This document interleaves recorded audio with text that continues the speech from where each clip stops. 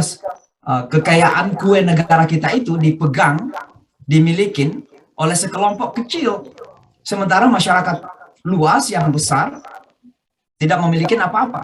Nah, itu namanya kezaliman sosial, lawannya dari keadilan sosial. Nah, di dalam Islam ternyata kezaliman itu dalam bahasa Arabnya adalah keluar dari batas-batas yang Allah telah tentukan. Innalhamdulillah nahmaduhu wa nasta'inuhu wa Kenapa nastaghfiruh. agama ini kan punya batas? Dan sebenarnya kehidupan manusia juga punya batas. Jangan menyangka bahwa kehidupan kita tidak punya batas. Kalau manusia dalam hidupnya tidak tahu batas, maka manusia pasti akan tidak menjadi manusia lagi. Wa rasuluh la nabiyya ba'dah. Allahumma salli wa sallim wa barik alaihi wa ala alihi wa sahbihi wa kulli man tabi'a hudahu wa istamsaka bi sunnatihi ila yaumiddin, amma ba'd. فسبحانك لا علم لنا إلا ما علمتنا إنك العليم الحكيم. اللهم علمنا ما ينفعنا وانفعنا بما علمتنا وارزقنا فهما. اللهم رب اشرح لي صدري ويسر لي أمري واحلل عقدة من لساني يفقهوا قولي. Alhamdulillah Bapak dan Ibu, sekali lagi kita saling mengingatkan untuk menyampaikan puji syukur kita yang sebesar-besarnya, tiada henti-hentinya kepada Allah Subhanahu wa taala. Bahwa pada malam hari ini waktu Amerika, pagi hari waktu Indonesia, kembali kita dipertemukan. Alhamdulillah, insyaallah, mudah-mudahan dalam keadaan sehat walafiat lahir batin insyaallah. Ada satu hal yang penting untuk kita selalu ingatkan diri kita masing-masing. Dan hal tersebut adalah bahwa agama yang kita yakini ini adalah agama yang mengajarkan keseimbangan. Kata keseimbangan ini sangat penting sekali untuk kita resapi bersama, untuk kita hayati bersama, karena seringkali terjadi lepas kontrol di dalam kita melihat ajaran agama ini. Dan ini yang kemudian seringkali juga being abused ya, dimanipulasi oleh sebagian untuk mengatakan bahwa umat ini sedang berada di luar jalur. Istilah radikal, istilah radikalisme itu adalah pengistilahan yang kira-kira sepadan, sejalan dengan cara berislam yang di luar jalur. Dan saya kira semua orang Islam yang sadar pasti akan berislam sesuai dengan jalurnya Islam itu sendiri. Di dalam agama kita, satu hal yang penting untuk kita perhatikan itu adalah keseimbangan tersebut.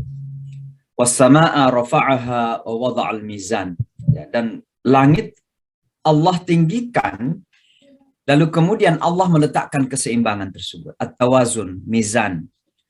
Nah, kenapa keseimbangan ini sangat penting dalam kerangka alam semesta ketika langit ditinggikan? Agar tidak terjadi gesekan-gesekan, ya, agar tidak terjadi goyah dan goncang. Ya. Maka di dalam kita beragama, karena agama ini relevansinya kepada kehidupan, hubungannya dengan kehidupan manusia, di saat kita beragama, lalu kemudian kehilangan keseimbangan itu, maka pada saat itu pula kemudian terjadi goncangan dalam kehidupan kita. Pasti akan terjadi goncangan. Goncangan secara internal dalam diri kita sendiri, sehingga terkadang kita merasa kok kita beragama tapi resah. Padahal salah satu makna terpenting daripada iman itu adalah al-amn, rasa damai, rasa aman. Itu kita akan seharusnya di dalam iman kita itu. Tapi ada orang ya justru di dalam berislam itu merasakan keresahan. Kenapa sedang terjadi ketidakseimbangan? Ya, ketidakseimbangan. Apakah itu mungkin tidak memperhatikan aspek-aspek ritualnya, atau mungkin terlalu kepada aspek ritual, tapi tidak memperhatikan aspek sosial dari ajaran agama kita ini. Nah, salah satu makna keseimbangan misalnya dalam ajaran agama ini adalah ketika nilai-nilai ritual ubudiyah kita kepada Allah yang disebut dengan ibadah mahdha atau ibadah vertikal, hubungan kita ke atas, itu seimbang dengan nilai-nilai horizontal kita, Ya, nilai-nilai yang mengajarkan bagaimana kita membangun relasi horizontal, relasi ke samping. Jadi antara ke atas dan ke samping ada keseimbangan, hablum minallah dan hablum minan nas. Nah, kalau nilai keseimbangan ini kita pertahankan, ya, maka saya sangat yakin sekali bahwa tuduhan-tuduhan kepada umat ini, khususnya kepada para ustadz kita sebagai ustadz-ustadz radikal ini, saya yakin tidak perlu terjadi itu. Kenapa? Karena sekali lagi Islam tidak sejalan dengan radikalisme. Ada satu hadis Rasulullah SAW mengatakan, Iyakum wal ghulu, berhati-hati dengan berlebih-lebihan. Ya, fa innal ghuluwa yahdi ila tahluka. Sesungguhnya berlebihan itu, dan kata berlebihan ini artinya keluar dari nilai keseimbangan ya. Sesungguhnya al-ghulu atau berlebihan itu yahdi ila tahluka, membawa kepada kehancuran ya. Maka sekali lagi umat ini kalau memahami ajaran agama kita secara proporsional, secara imbang, mempraktekkan ajaran agama ini secara proporsional, secara imbang, maka insya Allah tidak perlu ada kekhawatiran-kekhawatiran dari siapapun untuk mengkhawatirkan bahwa umat ini ternyata mengalami penyakit yang disebut dengan penyakit radikalisme itu. Maka kerap kali ya itu adalah sesuatu yang terjadi ketika umat kita ini keluar dari rel-rel atau jalur-jalur yang telah ditetapkan oleh Islam tersebut. Ini salah satu hal yang harus kita syukuri bahwa alhamdulillah Islam ini terus menjaga kita dalam sikap, karakter, perilaku, keseimbangan tersebut. Yang disebut dalam bahasa yang lain, saya sebenarnya selalu menghindari memakai kata ini karena kata ini sebagaimana kata radikalisme biasanya dipolitisir, biasanya juga sebaliknya. Kata moderasi biasa juga dipolitisir. Sehingga saya lebih cenderung memakai kata tawazun atau seimbang di dalam kami menjalankan daripada ajaran agama kita. Bapak dan Ibu, kita berada pada surah Al-Baqarah ayat 114. Surah Al-Baqarah ayat 114 ini banyak berbicara tentang sebenarnya relevansinya, hubungannya, relasinya orang di Mekah. Tapi maknanya secara umum bahwa mereka-mereka yang berusaha untuk melarang atau menghalangi orang ke masjid itu juga terjadi kapan dan di mana saja dan oleh siapa saja, bukan hanya orang musyrik di kalangan orang Mekah saja. Tapi seperti biasa kita akan membaca dulu hanya satu ayat pada malam hari ini. Sekali lagi surah Al-Baqarah ayat 114. Saya akan baca sekali dua kali lalu kemudian saya akan meminta kalau bisa ada ibu atau bapak yang belum sempat membaca bisa silakan membaca biar bisa mengukur ya sampai di mana membacanya, kesalahan-kesalahannya. Sebab terkadang kita nggak bisa mengukur diri kita kecuali ada orang lain yang mengukur. Oh bahwa ternyata itu salahnya di sini. Maka ini sangat penting sekali untuk saling dalam bahasa Arabnya itu saling tasmi', saling memperdengarkan bacaan ya. Jadi kalau ada suami dan istri atau anak dan ayah atau teman misalnya, saling memperdengarkan bacaan itu sangat penting sekali. Karena dengan itu ada yang mengoreksi kita dalam bacaan tersebut. Baik, saya akan membaca insyaallah sekali atau dua kali. A'udzu billahi minasy syaithanir rajim. Bismillahirrahmanirrahim.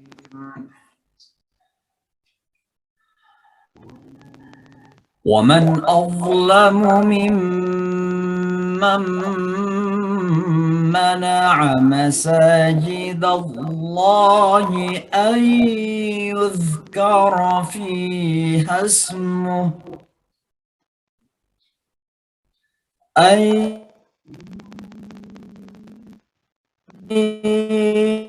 يذكر في خرابها أولئك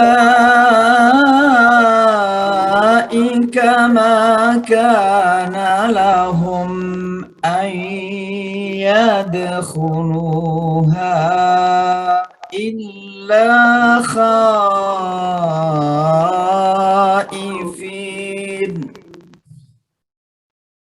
lahum fid dunya khizyun wa lahum fil akhirati azabun azim. Oke, saya baca lebih cepat lagi, tapi tetap makhraj dan tajwid diperhatikan. Bismillahirrahmanirrahim. ومن أظلم ممن منع مساجد الله أن يذكر فيها اسمه وسعى في خرابها أولئك ما كان لهم أن يدخلوها إلا خائفين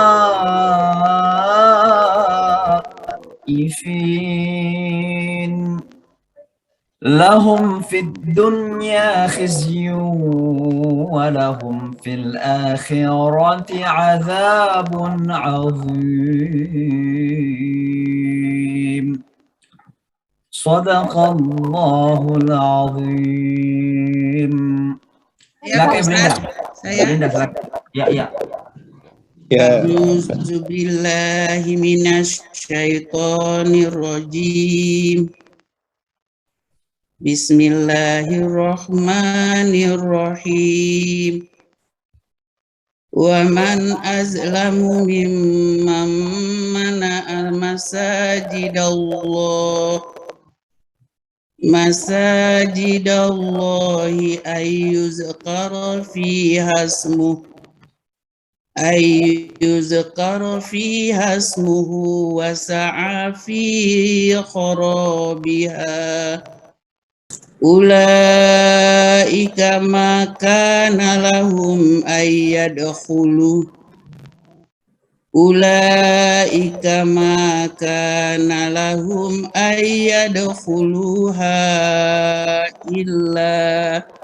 illa khaifin lahum fid dunya khizyun wa lahum fil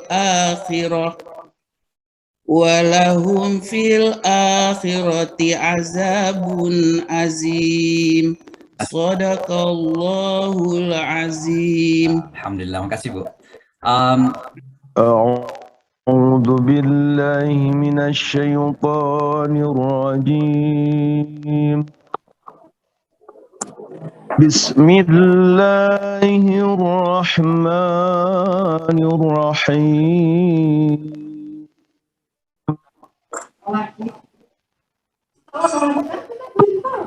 ومن أظلم ممن منع مساجد الله أن يذكر فيها اسمه وسعى في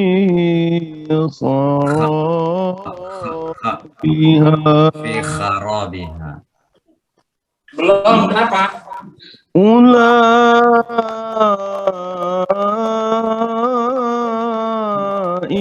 ما كان لهم أن يدخلوها إلا خائفين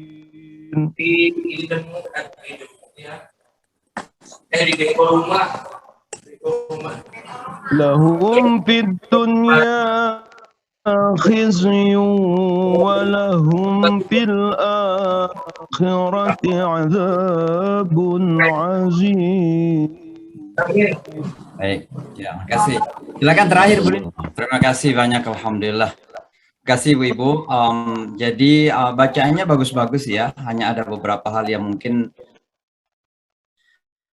kita perlu latihan. Ada yang misalnya tidak memperhatikan bahwa mimman, ya mimman itu kan ada gunnah di situ, ada mim tasydid. Kalau mim atau nun itu tasydid, maka harus dibaca gunnah mendengun-dengun ya.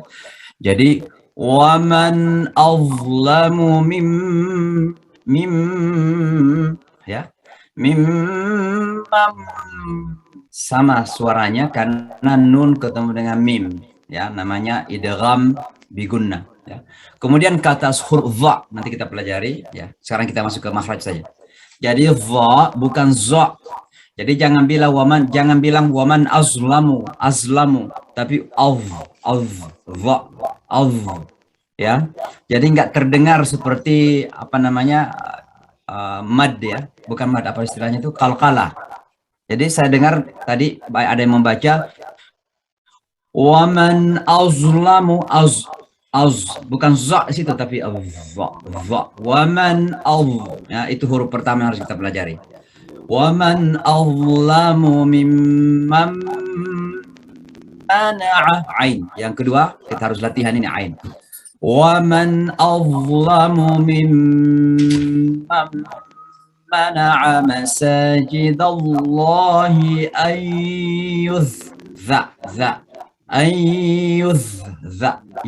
ya ayyuzkara fiha ismuhu wasa'a ain wasa'a fi kharabiha wasa'a fi kharabiha ya. Kemudian ada hamzah setelah mad tabi'i di tengah kata, itu namanya mad wajib muttasil, harus dibaca 6 harakat ya.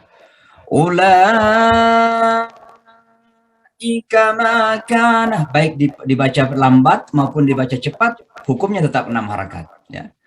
Ulaika makana lahum, atau ulaika makana lahum ayyadkhuluha ya. Jadi tetap panjang 6 harakat.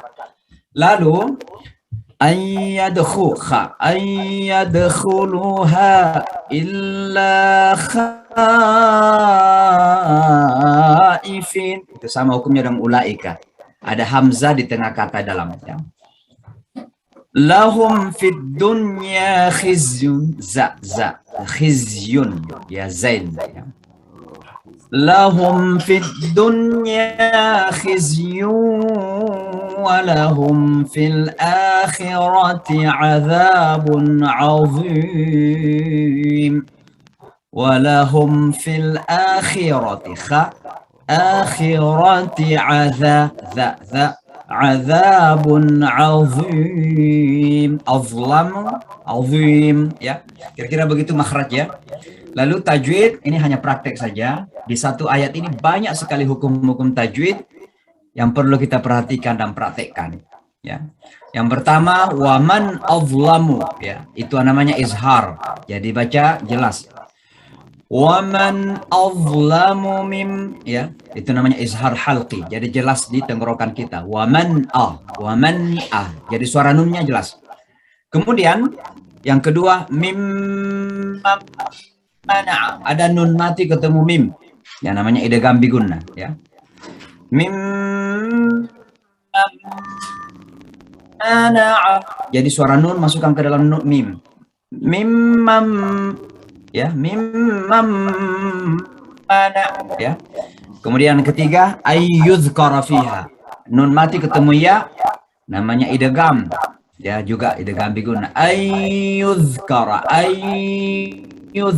ya. Kemudian ulaika tadi saya sudah jelaskan. Ulaika ada hamzah setelah mad tabi'i, maka namanya mad wajib muttasil, 6 harakat ya. Lalu yang selanjutnya lahum, apa ayat ini? Maka lahum ay ya, ada mim mati ketemu hamzah. Lahum ayyadkhuluha, lahum ay itu namanya izhar mimi, jadi jelas bacaan mimnya. Lahum ayyadkhuluha. Kemudian ayyuzkara fiha ya, itu idgham bigunna. Lalu khaifin sama hukumnya dengan ulaika, mad wajib muttasil ya. Lalu di sini ada lahum fid dunya, ada mim mati ketemu fa. Lahum fid dunya khizyun, lahum fid dunya khizyun. Lahum fi itu mim mati ketemu fa, namanya izhar mimi karena wajib Mimnya dijelaskan. Cara bacanya jelas ya. Lalu ada kata lain di situ, fit dunya. Dunya.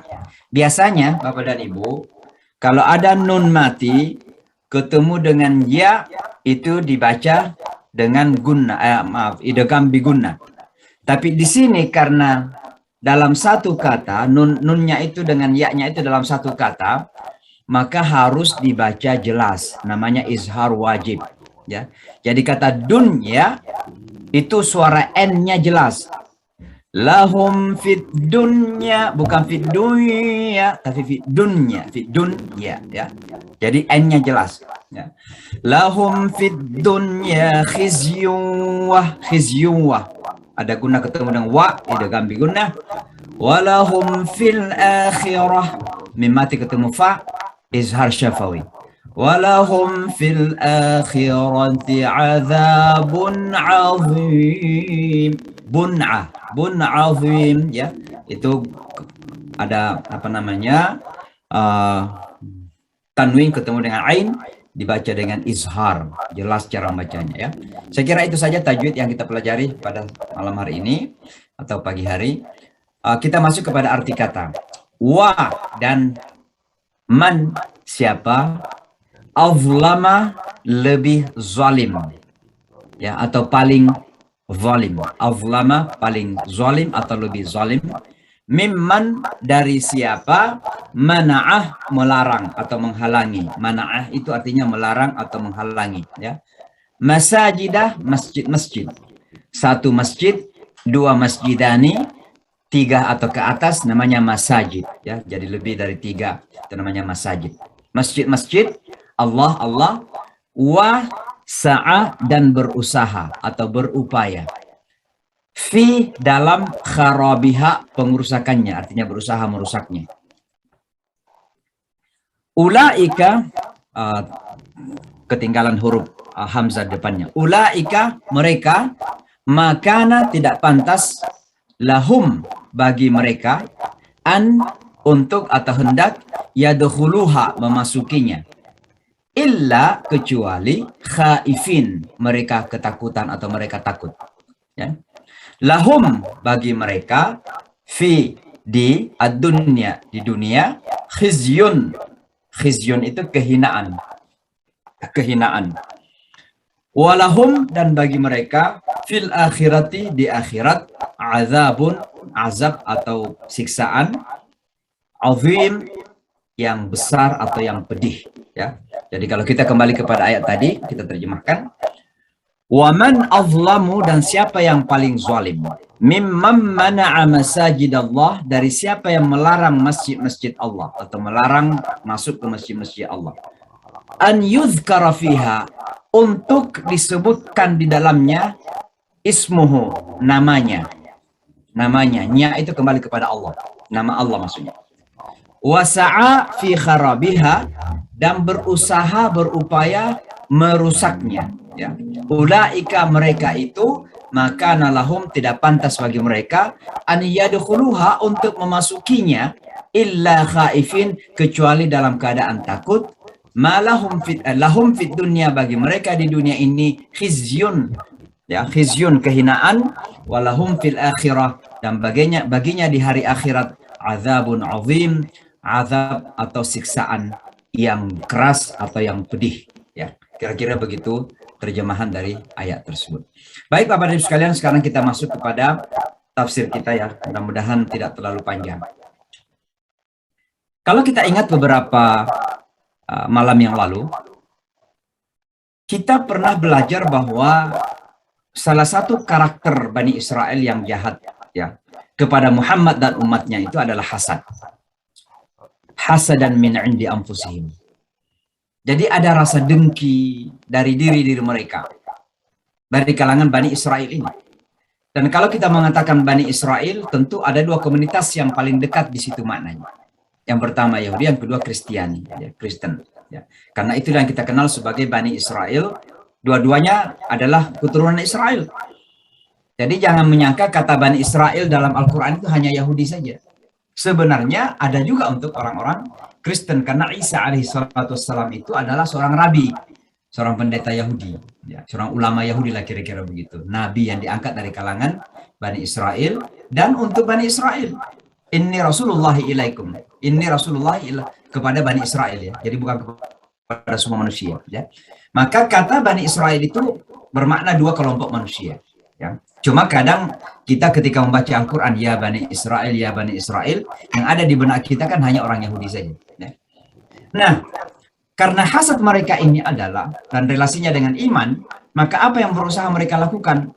Berusaha untuk menjadikan orang-orang Islam ini kembali kafir. Kuffaran yaruddukum kuffaran. Ya. Wadda katsirun min ahli alkitabi law yaruddukum kuffaran. Sangat berkehendak, sangat berkeinginan. Ya. Sebahagian ahli kitab itu, jika kalian bisa kembali kepada kekafiran. Karena kenapa hasadan? Karena sakit hati tadi. Ya.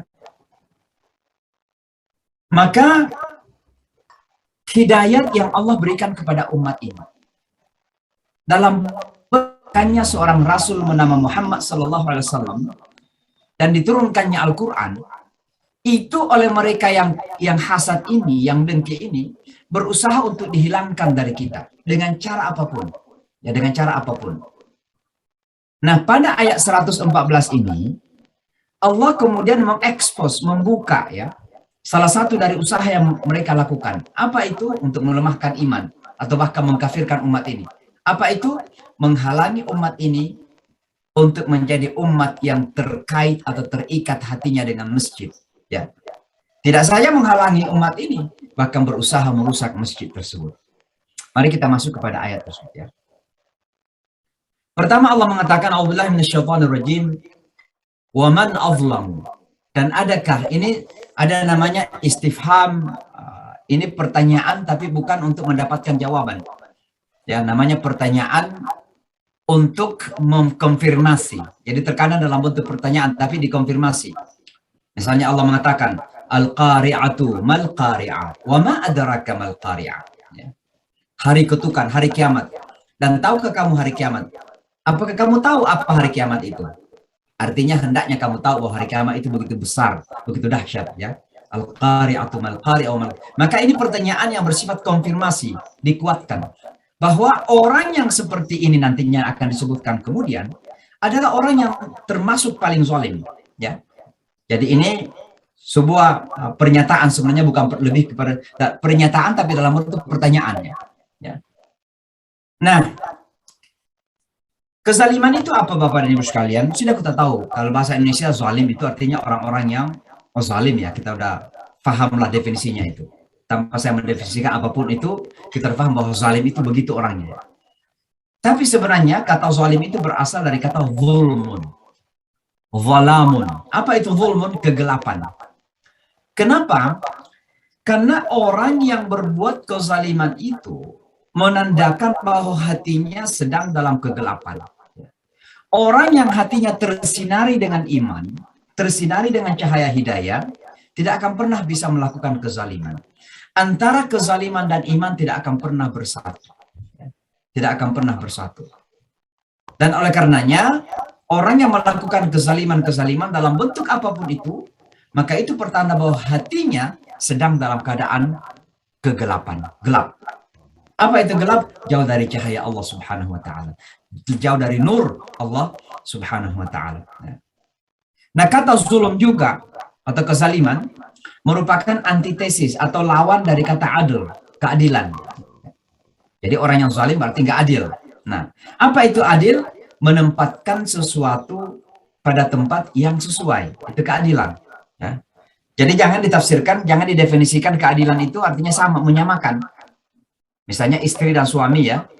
Jangan mengatakan bahwa dalam kerangka keadilan gender, ya, kesetaraan gender, adil secara dalam hal gender, lalu kemudian harus disamakan laki-laki dan perempuan. Laki dan perempuan tidak akan pernah sama. Karena ada perbedaan-perbedaan. Ya. Khususnya perbedaan fisik tentunya. Pasti ada perbedaan. Dan karena ada perbedaan fisik, maka biasanya ini juga mempengaruhi kepada keadaan mentalitas, ya, kejiwaan. Di mana lelaki terkadang mohon maaf agak keras gitu bentuknya.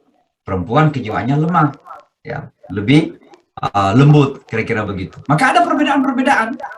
Tapi apakah kemudian Islam tidak adil kepada dua kelompok manusia ini? Tidak. Kenapa? Karena Islam menempatkan keduanya pada tempat yang sesuai, dan itu artinya keadilan.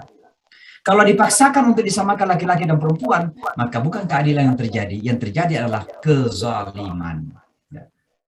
Misalnya ya pakaian saja. Laki-laki dipaksa pakai pakaian perempuan karena ingin keadilan. Atau perempuan dipaksa pakai pakaian laki-laki karena ingin keadilan. Nah, kira-kira bagaimana dunia gitu? Nah, maka ketika perempuan memakai pakaian perempuan, laki-laki memakai pakaian laki-laki, maka itu menempatkan sesuatu pada tempatnya. Itulah keadilan. Maka lawan dari keadilan itulah kezaliman. Itulah kezaliman. Nah, ketika asas negara kita, Pancasila mengatakan keadilan sosial, maka jangan kezaliman sosial yang terjadi. Apa kezaliman sosial itu? Ketika kekayaan negara dimiliki oleh sekelompok orang tertentu.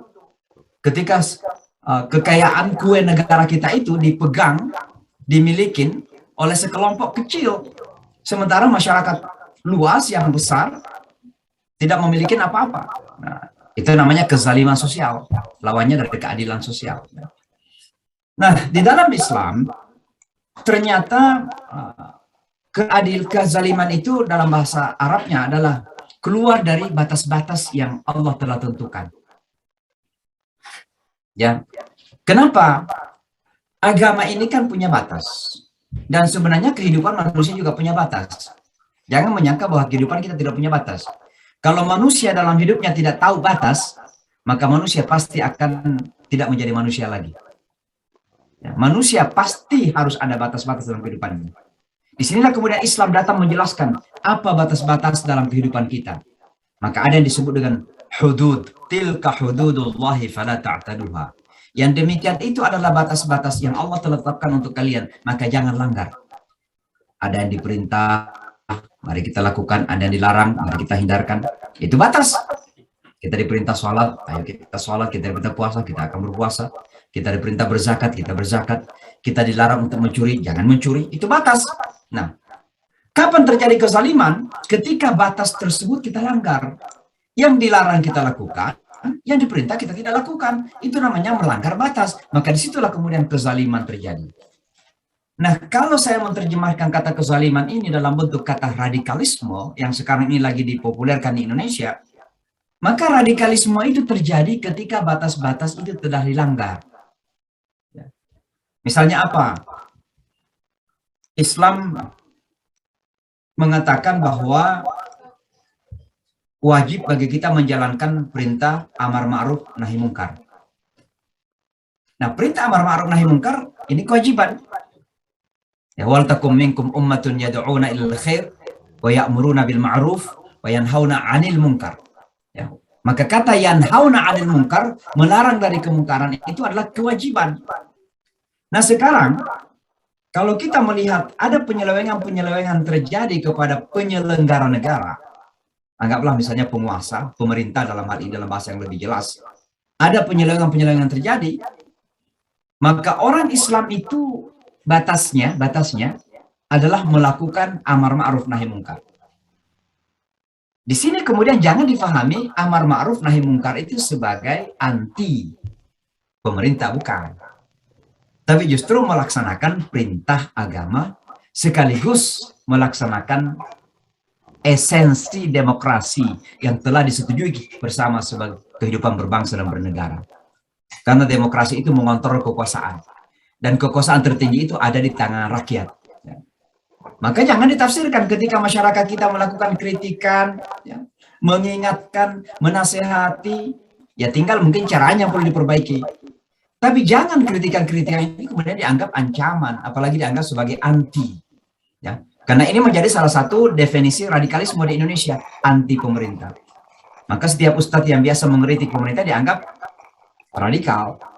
Padahal barangkali ustadz itu nggak bermaksud seperti itu, tidak dimaksud anti kepada pemerintah, tapi hanya ingin membenarkan apa yang dianggap salah. Nah, kita berhati-hati dalam mendefinisikan seperti itu ya. Jadi kembali kepada kezaliman. Kezaliman itu bisa terjadi dalam dua bentuk ya. Yang pertama adalah kezaliman pada diri sendiri. Dan kezaliman terbesar pada diri sendiri itu adalah ketika dosa-dosa kita lakukan. Dosa itu yang kita lakukan Walaupun mungkin kita mengatakan nggak ada orang yang tahu, tidak ada orang yang sadar, tidak ada orang yang merasa tersakitin, anggaplah kita ini pejabat publik misalnya, kemudian melakukan korupsi, tahu-tahu KPK nggak tahu. Pembukuan pun bisa diatur kan, laporan akhir tahun pun bisa diatur gitu. Kita korupsi. Jangan menyangka bahwa itu bukan kezaliman. Kenapa kezaliman pada diri sendiri? Kenapa zalim pada diri sendiri? Karena sebenarnya kata hatinya, fitrahnya, nature-nya, nuraninya yang paling dalam mengatakan bahwa itu salah. Dan orang yang diingatkan oleh nuraninya bahwa itu salah dan tetap melakukan kesalahan itu, dia sedang menzalimi dirinya sendiri. Karena dia pasti akan tersiksa. Maka dosa itu mahaka fi sodrik. Wa karihta an yattali alaihin nas. Dosa itu adalah sesuatu yang menjadikan kita sesak napas gitu, sesak di dada gitu. Tidak ada orang yang melakukan dosa kecuali pasti merasa sumpah gitu dalam hidupnya. Ya, tidak ada. Pasti akan merasa sumpah. Kenapa? Dia tidak akan merasa aman.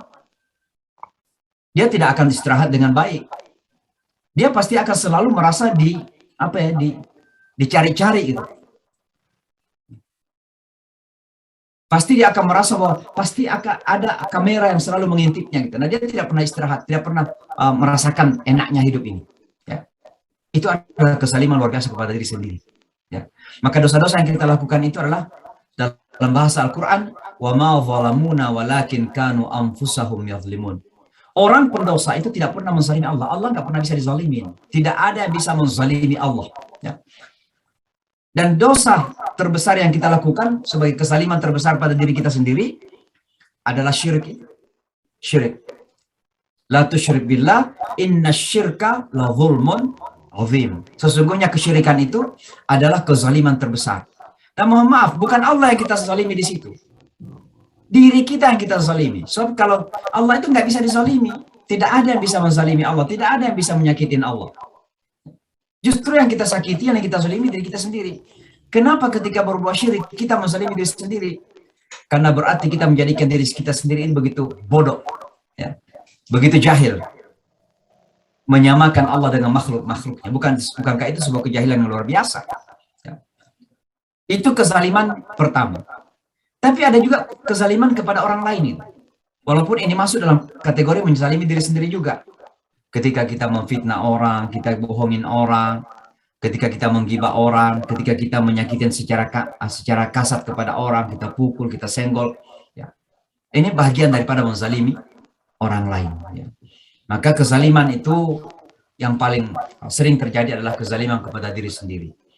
Maka orang Islam itu ketika dia berusaha untuk tidak berbuat zalim, ya, kepada orang lain, sebenarnya tujuannya adalah agar tidak menzalimi diri sendiri. Sebab kalau kita menzalimi orang lain, pasti kita menzalimi diri sendiri. Pasti itu akan terjadi seperti itu, ya. Misalnya kita fitnah orang lain, ya. Percayalah bahwa fitnah yang kita lemparkan ke orang lain itu adalah sungguhnya seolah-olah memfitnah diri kita sendiri, ya. Karena menempeleng orang lain selalu menempeleng diri sendiri, ya. Baik Bapak dan Ibu sekalian, itu kezaliman, ya. Lalu yang kedua Allah mengatakan mimman mana'a masajidallah wa sa'a fi kharabiha. Siapakah yang paling zalim daripada orang yang berusaha melarang dari masjid Allah? Apa artinya melarang dari masjid-masjid Allah ini? Ya, dan berusaha merusaknya. Ada beberapa makna, ya, dari potongan ayat ini. Yang pertama, artinya memang ada orang yang melarang secara fisik. Ya, dan itu terjadi pada zaman Rasulullah. Ketika Rasulullah Shallallahu Alaihi Wasallam di tahun ke-6 Hijriah menerima perintah haji, lalu kemudian orang-orang musyrik Mekah tidak membenarkan Rasulullah masuk ke Mekah. Ya. Dan akhirnya terjadi apa yang kita kenal dalam sejarah Islam dengan perjanjian Hudaibiyah. Ya. Itu secara fisik. Maka memang terkadang ada orang yang melarang orang Islam ini datang ke masjid dengan cara apapun. Dan itu bisa terjadi dengan cara-cara yang halus maupun dengan cara-cara yang kasar. Ya mungkin sekarang ini cara-cara yang halus itu mohon maaf, ya. Terkadang program-program televisi itu enaknya ketika azan maghrib, ya. Atau mau masuk azan maghrib. Ada drama-drama yang enak gitu, atau ada film-film yang lucu-lucu yang anak-anak kita senang nonton gitu. Begitu azan di televisi selesai, ya udah lanjut lagi nonton gitu. Nah itu kan sebenarnya upaya untuk melarang orang ke masjid, kira-kira begitu. Nah ini kita bisa melihat seperti itu ya. Nah makna yang kedua adalah memang berusaha merusaknya secara fisik ya. Nah salah satunya yang kita lihat sekarang ini Masjidil Aqsa. Bapak dan Ibu sebagai informasi saja, ya itu kan Masjidil Aqsa itu bagian atas ya. Kalau Bapak dan Ibu pernah ke Yerusalem, ya. Masjidil Aqsa itu di atas, ya. Lalu di bawah itu ada namanya Wailing Wall. Jadi ada namanya apa ya? Dinding ratapan. Orang Yahudi meratap situ, meratap sambil menangis-nangis gitu. Di dalamnya itu, dalam dinding itu ada sebuah rumah ibadah yang disebut dengan The Golden Temple, atau rumah ibadah emas yang dibangun oleh Sulaiman masa dulu. Itu yang ingin diambil oleh komunitas Yahudi, orang Yahudi. Yang sekarang ini berada dalam otoritas orang Islam. Maka apa yang terjadi sekarang ini, dan ini bukan rahasia lagi, sedikit-sedikit tapi pasti mereka melakukan apa namanya penggalian di bawah Masjidil Aqsa itu. Ya, di bawah Masjidil Aqsa itu sedang terjadi penggalian. Ada upaya pengerusakan. Masjidil Aqsa itu sudah beberapa kali berusaha untuk dirusak, pernah dibakar. Mungkin saya mengingatkan saja bahwa OKI itu didirikan ketika Masjidil Aqsa dibakar oleh masyarakat Yahudi. Maka OKI itu didirikan untuk membela Masjidil Aqsa. Maka ketika ada anggota OKI yang kemudian berjabat tangan dengan penjajah Masjidil Aqsa, maka itu sebenarnya pengkhianatan kepada OKI. Semangat pendirian daripada organisasi konferensi Islam itu. Karena tujuannya adalah untuk menjaga Masjidil Aqsa dari pengerusakan.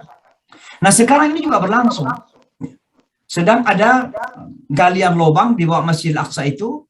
Tapi untuk apa? Tujuannya menurut mereka untuk membangun kereta. Jadi dari sebuah kota, kalau nggak salah dari Tel Aviv atau dari mana, kemudian ada dibangun kereta ke Yerusalem, tapi galiannya itu ada di bawah masjid itu. Nah ini bagian dari wasa'afi kharabiha, berusaha untuk merusak masjid itu. Ya. Boleh juga bermakna kiasan ya, melarang ke masjid atau berusaha merusak masjid ini, ya bisa juga bermakna kiasan, tidak secara fisik, tapi secara non fisik, seperti yang saya sebutkan tadi itu. Acara-acara TV biasanya pada saat-saat dekat dengan sholat Isya atau sholat Maghrib dan sebagainya. Nah ini semua menjadi halangan ya bagi orang Islam untuk melaksanakan ibadah salat, apalagi pergi ke masjid-masjid misalnya. Nah.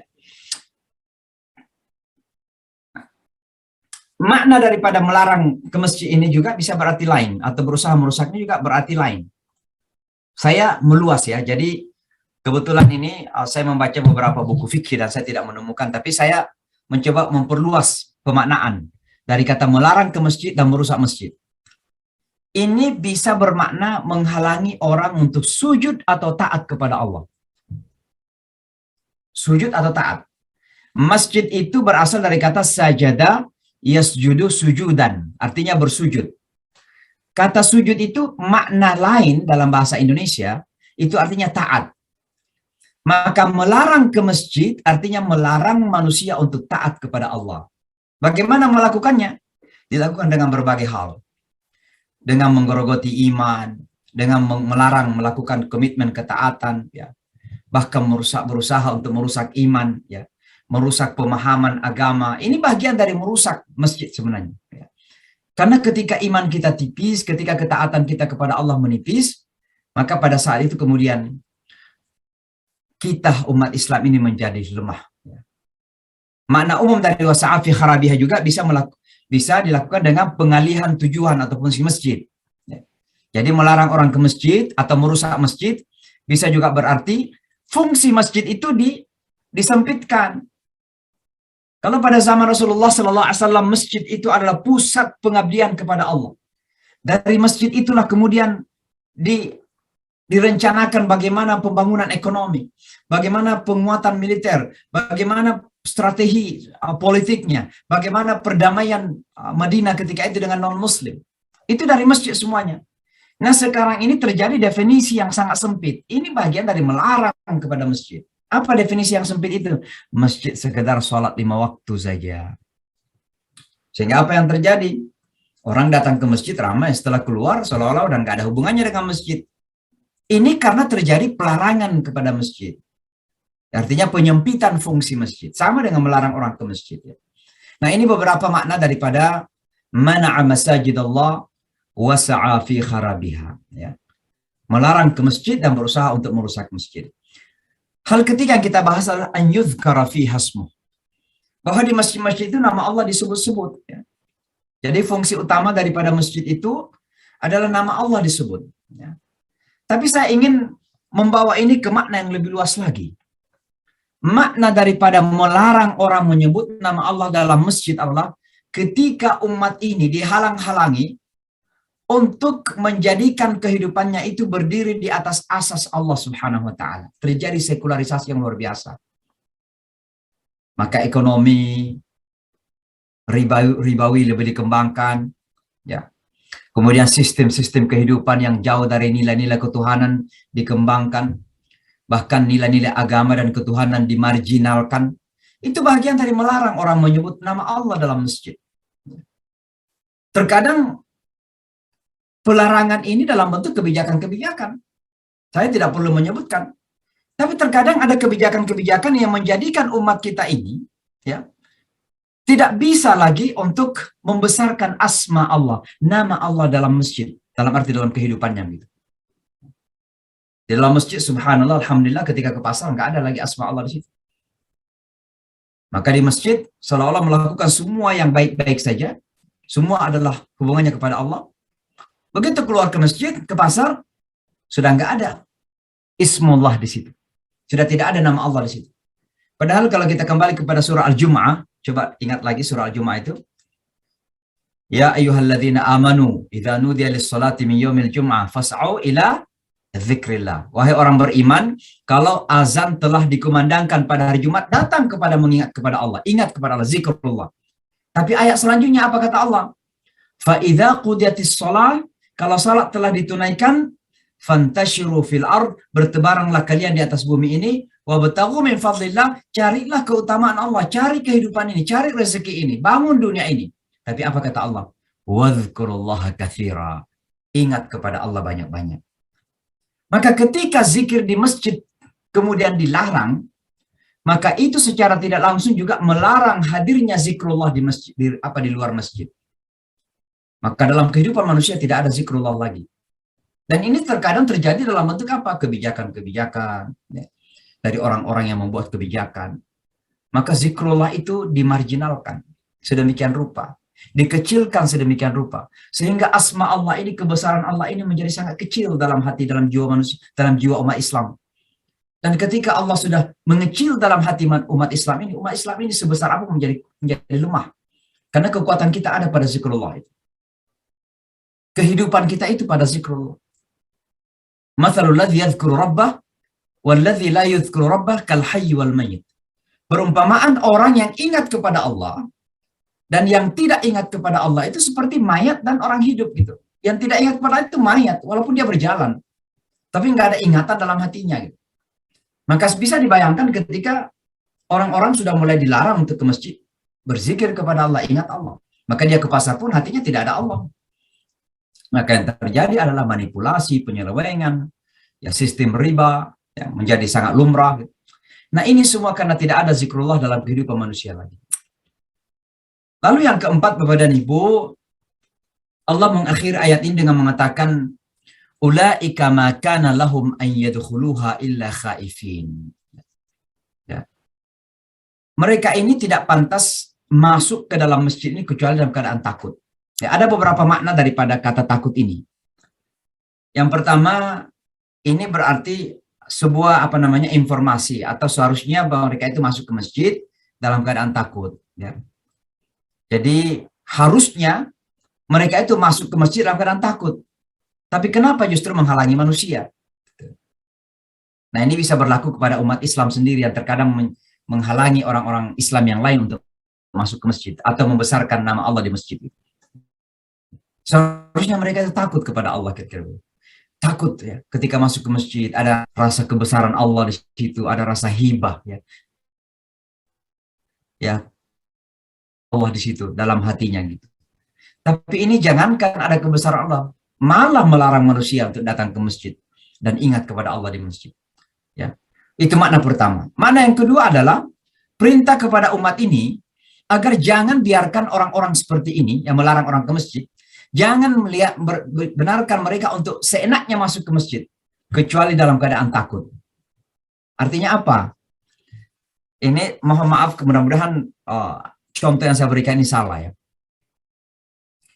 Terkadang umat Islam harus berani mengingatkan, misalnya, kepada mereka-mereka yang dikala musim politik, musim pemilihan, datang ke masjid. Wah, ini songkok pada laku tuh, baju koko juga laku tuh, sarung juga laku tuh. Bahkan ada yang pakai jubah segala macam ya.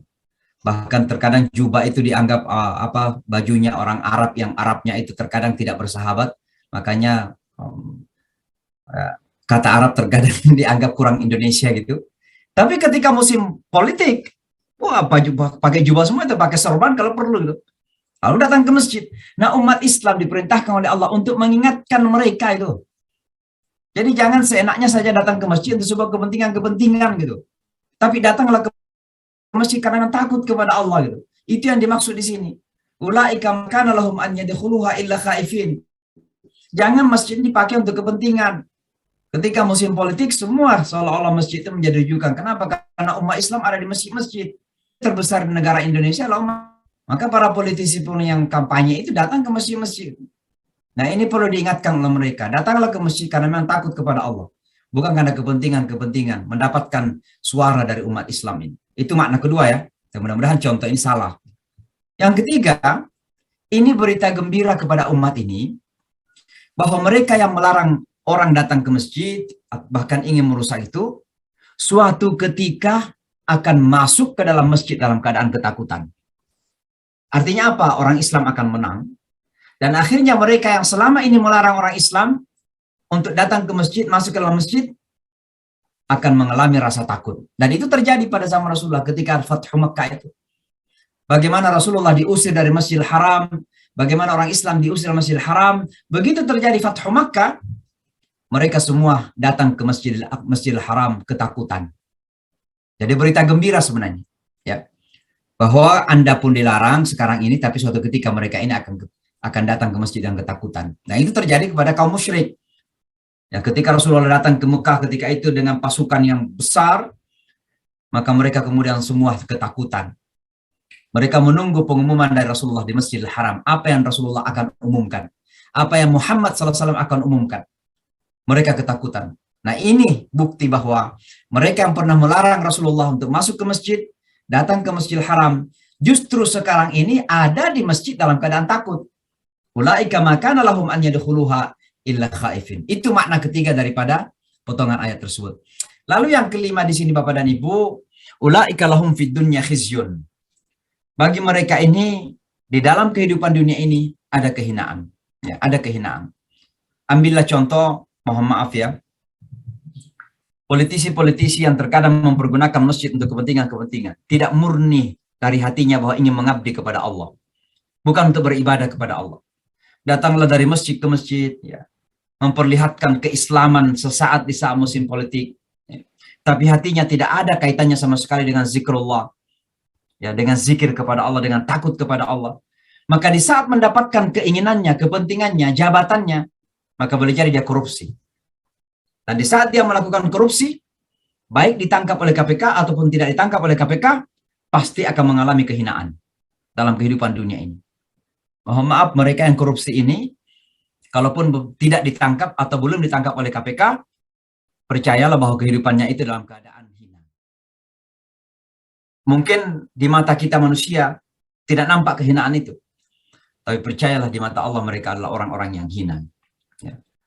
Maka ini kita ingatkan kepada semuanya bahwa orang-orang yang terbiasa melarang ya orang ke masjid, dalam arti melarang orang mengabdi kepada Allah, melarang orang untuk taat kepada Allah, melarang orang untuk beribadah kepada Allah.